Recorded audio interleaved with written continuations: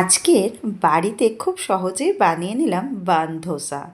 এখানে দেখুন নিয়ে নিয়েছি 1 বাটি সুজি, সেই বাটিরই মাপে নিয়ে নিলাম আধ বাটি টক দই, আর দিয়ে দিচ্ছি আধ বাটি জল। এবারে এগুলোকে খুব ভালো করে মিশিয়ে নেব যাতে সুজিটা দলা না পাকিয়ে থাকে। খুব ভালো করে মেশানোর পর এটাকে 30 মিনিটের জন্য রেস্টে রেখে দিলাম। কড়াইয়ের তেলে ফোড়নে দিয়ে দিলাম কালো সর্ষে, গোটা জিরে, কারি পাতা, পেঁয়াজ কুচি, আর দিয়ে দিচ্ছি কাঁচা লঙ্কা কুচি। মিডিয়াম ফ্লেমে এগুলোকে হালকা লাল করে ভেজে নিচ্ছি। দেখুন পেঁয়াজ কিন্তু সুন্দর আমার ভাজা হয়ে গেছে। গ্যাসের ফ্লেম বন্ধ করে এটাকে একটা প্লেটে নামিয়ে নিয়েছি।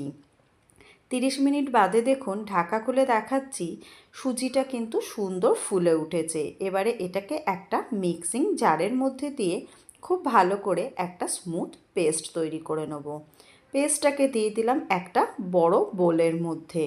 তার মধ্যে ভেজে রাখা পেঁয়াজটাকে দিয়ে দিলাম, পরিমাণ মতন লবণ দিলাম, আর দিয়ে দিলাম 2 চিমটি বেকিং সোডা আর ধনেপাতা কুচি। খুব ভালো করে মিশিয়ে নিয়ে একটা ব্যাটার তৈরি করে নিয়েছি। এবারে তড়কা প্যানে তেল গরম করে নিয়ে 2 হাতা ব্যাটারটা দিয়ে দিলাম। গ্যাসের ফ্লেমটাকে কিন্তু লোতে রেখে এই রান্নাটা করতে হবে।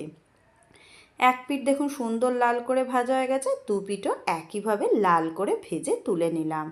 একইভাবে সব ধোসাগুলোই আমি বানিয়ে নিয়েছি। দেখেই বুঝতে পারছেন কি দুর্দান্ত হয়েছে, ফোলা ফোলা একদম। এটাকে আমি টমেটো সসের সাথে সার্ভ করেছি। আপনারা চাইলে গ্রিন চাটনির সাথেও সার্ভ করতে পারেন। কেমন লেগেছে আমাকে কিন্তু কমেন্টে অবশ্যই জানাবেন। ধন্যবাদ।